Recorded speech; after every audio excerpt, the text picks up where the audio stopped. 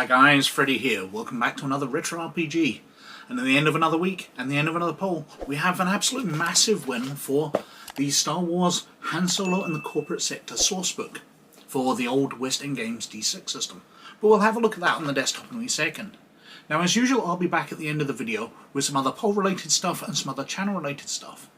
But just a wee reminder, if you'd like to see these videos a week early, or you'd like to help out with the channel, then there's a Patreon in the description down below.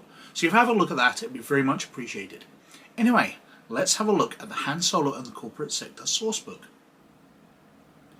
So, this is the Star Wars Han Solo and the Corporate Sector Sourcebook for the West End Games D6 version of the role-playing game, and it came out in 1993. And it details the adventures of Han Solo from this series of novels, which came out in the late 70s, early 80s by Brian Daley. There's actually 3 novels. I can only lay my hands on 2 of my copies at the moment. The third one, Han Solo and the Lost Legacy, is somewhere in the books to my left-hand side here, but I couldn't quite see it. But these detail Han's adventures before the movies. And the final one kind of leads directly on to Han needing money, so he goes to work for Jabba the Hutt in smuggling, which will obviously lead on to him dumping the cargo and being bounty hunted during the Star Wars films.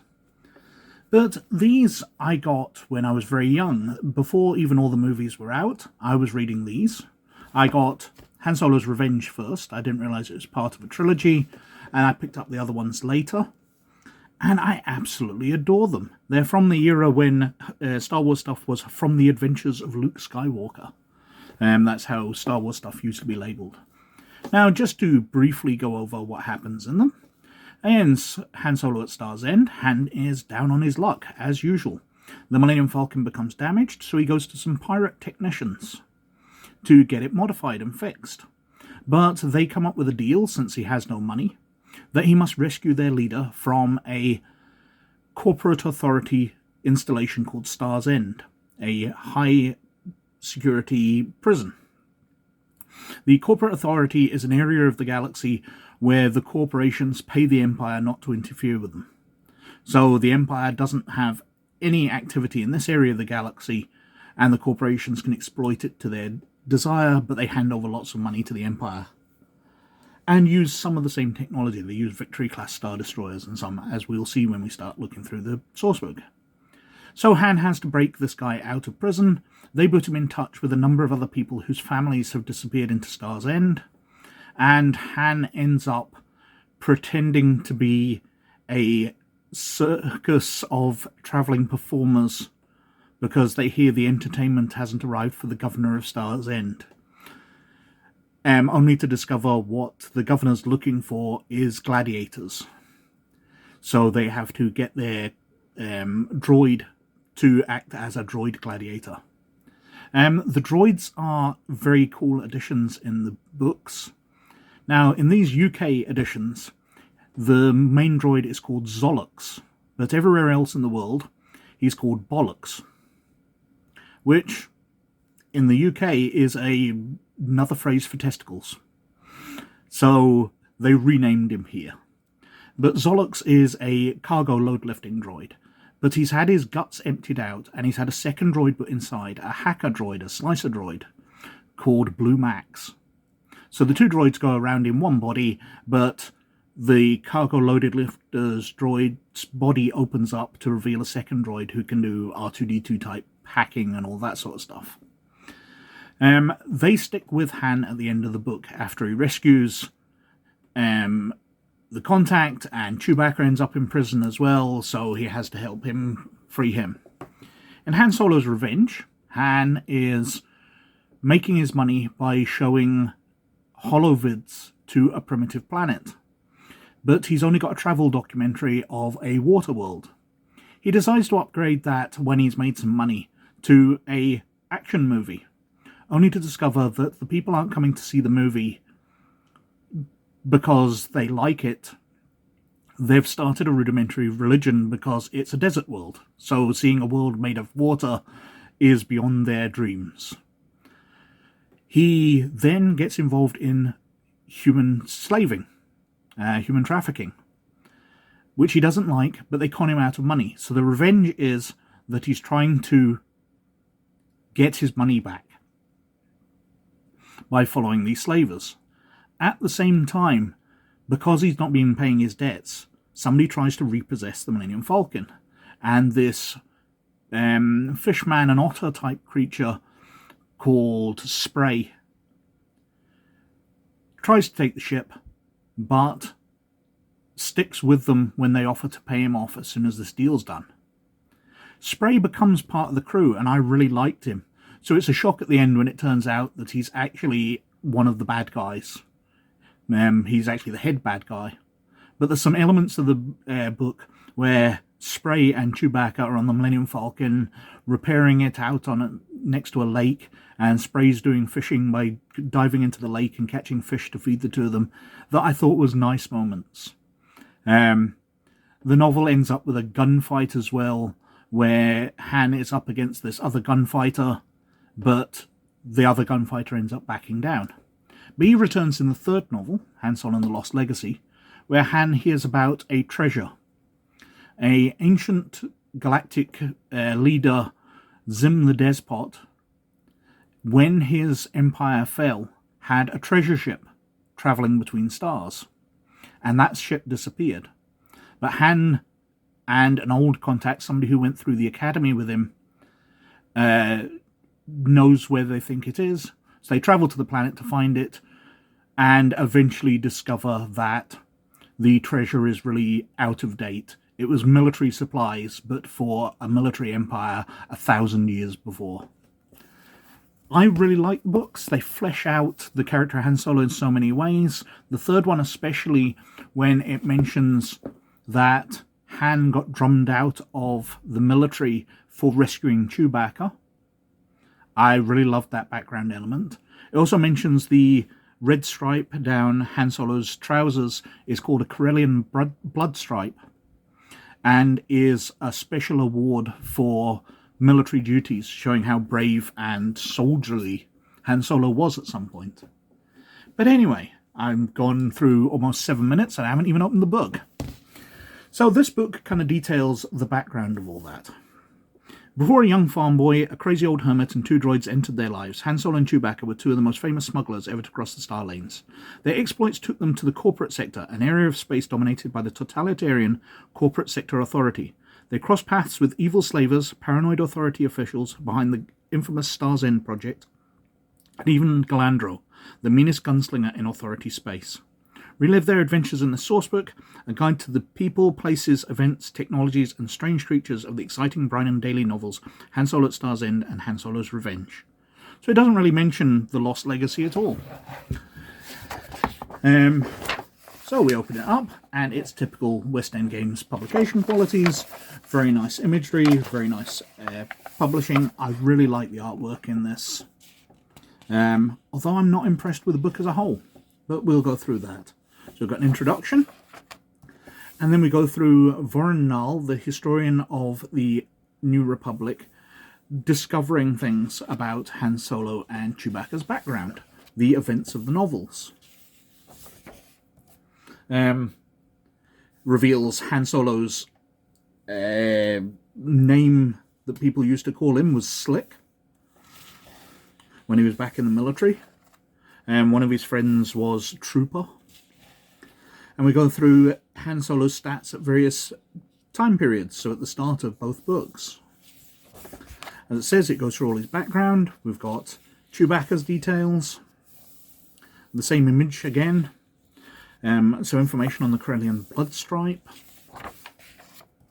Then we've got the history of the corporate sector, how it was operating during the era Republic, but it's really come into its own during the Empire because it was very much allied with Palpatine.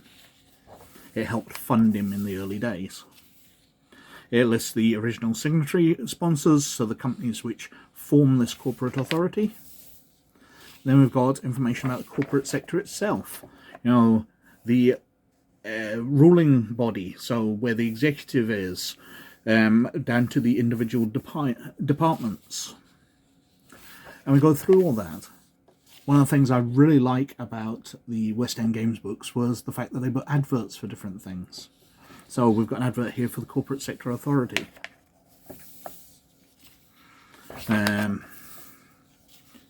Going through product advertising, recruitment, entertainment, just all the operations of this government, which is kind of like the Empire but different. It mentions that they're security police officers, SPSO, so ESPOs, kind of like stormtroopers but a bit different. Living and working within the authority, consumerism, the security division, the setup of that. One of the things the West End Games books did a lot was the ranking and layout, the structure of different organizations. So the Imperial Sourcebook had, you know, who was in charge of who and who reported to what. The Rebel one did as well. Well, this does it for the corporate sector. Then we've got information about Star's End. So we've got a big advert here for the Star's End model penal facility, with a preview of it, showing the layout and telling us, you know, it's got defensive turbo lasers, an ion cannon, communication systems, the detention tower, and how it's hardened and got force shields and everything. Some nice artwork of it. Then we're on to authority executives and operatives. So different characters from within it. So we've got the leader of the governor of Star's End here, and his bodyguard, this lizard man. Ottoman, who calls himself Spray, the executive in the corporate sector who tries to find out more about Han Solo by pretending just to be somebody who repossesses underpaid starships. Fiola of Lord. Galandro the gunman, who's supposed to be Han's nemesis in the books. A guy who is better with a blaster than Han. Heavy blaster pistol 14D plus 1. If you know the D6 rules, that is incredibly high. Personalities of the sector. So we've got Atwar, one of the famous Triani Rangers. A cat woman and her family. Her mate and her cub, Packer. Torm, Roa, just different people who work along with Han trying to free people from Star's End. Then we've got the nobles on the planet where Han ends up at the end of Han Solo's revenge and has to get into a gunfight against Galandro the gunman. We've got the fringe characters, so Doc, the technician that Han has to rescue, and his daughter Jessa. We've got various smugglers and slavers who are villains and opponents throughout. A crime lord, Pluvu 2-for-1, and the small creature which ends up, Han buys him and ends up biting his finger. Then we've got starships.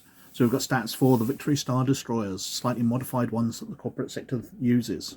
Invincible class dreadnoughts, which Han defeats when the Millennium Falcon in one of the novels, it's Star's End, is hidden inside a large cargo freighter which he crashes into the destroyer, or the dreadnought. Marauder corvettes, which have shown up ever since this. The novels were also one of the first places that the Z-95 Headhunter showed up. So we've got various ships here, Triani patrol ships. We've got pinnaces. So these are supposed to be like ship's shuttles. They can carry a few troops, but they are active in combat. So pirates use them to bring down targets when they just have big heavy freighters to carry the cargo away. And pinnaces, liners, Authority IRDs, their version of TIE fighters, which are kind of cool wee ships. The Z-95 Headhunter, which shows up for the first time in this. Now the illustrations are very, very different to how we've seen Z-95s in other places, like the Clone Wars series. But this is supposed to be when they are basically aircraft which have been taken into space. They're supposed to be far more like traditional aircraft with wings. They've got these weird bubble cockpits on the front to give good vision, but they are outdated vehicles. As you can see, they only do 3D damage. So they'd have difficulty damaging anything. Put one of these up against an X-Wing and it's just going to get blown out the sky. Various vehicles, lots of repulsor lift vehicles, which are kind of cool. Espo Walker, a light walker there. Various speeders. Then we're on to equipment. So it talks through riot gear. The Espos tend to use that a lot. We've got the standard blaster rifles, disruptors, sound guns, mortars, all the equipment that the military on this different part of the galaxy use. We're on to droids, as we say, Bollocks, the cargo lifting droid. And we can see an illustration in there with his chest opened up, and Blue Max, who is a very small GameCube type sized droid within his chest. Things like robot taxis, servant droids, which look very much like a 3PO protocol droid, labor droids, robot bartenders, robo-hacks, gladiator droids. Then we're on to the different aliens, so the Lordians, who are a type of human who basically were mute for a while when they were kept in slavery, so they've learnt how to do sign language particularly well. The Kamarians, a desert creature with 4 limbs.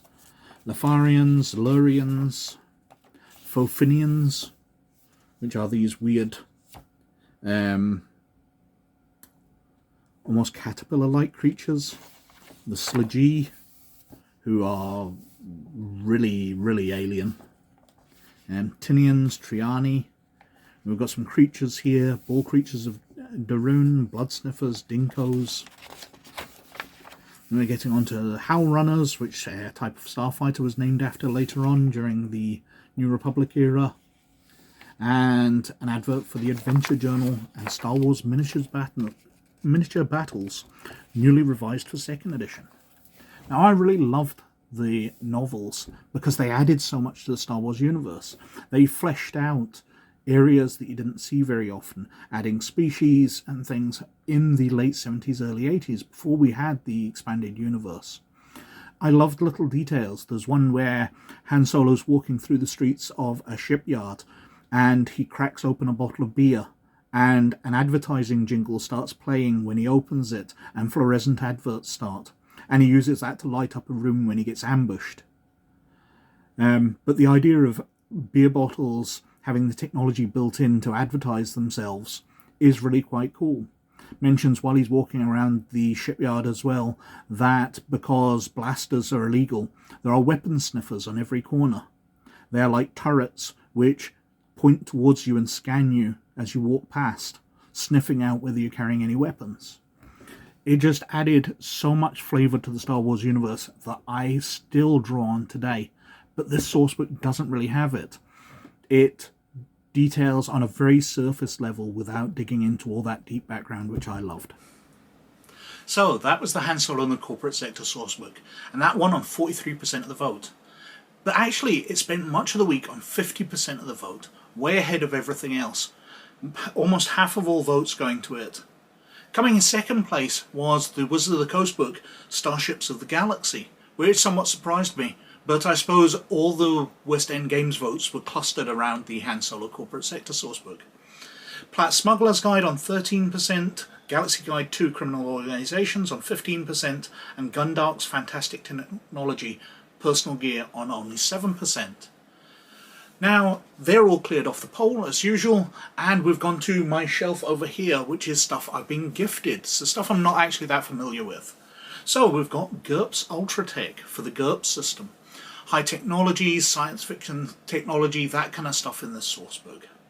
Immortal the Invisible War, a role-playing game I don't know that much about. I was surprised to find it on my shelf because I thought I'd covered all the independent role-playing games I'd got, but this came as a very pleasant surprise to find when I was looking. We've got Arcane Mysteries of Barsave for Earthdawn. Earthdawn is one of the best fantasy settings out there because it's very different to standard Tolkien stuff. Lots of interesting things going on. I'd put it only slightly behind Dark Sun, which I absolutely adore as a setting as well, so I'd love to cover that book. We've got Fading Suns D20. Now, I've covered the Fading Sun setting before, but this is the D20, coming out in the early 2000s when everything was coming out D20. So it'd be interesting to see what they did with that. And last, The Coming of Shadows for the Babylon 5 role-playing game. Now, each of the seasons of Babylon 5 had a different title, and the source books that were released by Mongoose Publishing for each of those years had the same title. So this will be covering one of the years of the season. So that'd be very interesting to have a look at as well. So let's see how the poll goes. Another channel-related stuff. Well, we've been making 4 videos this week. I haven't had time, as I always say, to get on with other stuff. You'll have noticed perhaps a new title sequence. I did get that done, but in getting the Discord going, getting other things done, I haven't had chance. But with less videos in this next week, with the titles done, I should actually have time. Fingers crossed. Apart from that, nothing much to tell you. So thank you very, very much for watching, as always. But most of all, you look after yourselves. And I'll catch you later. Bye now.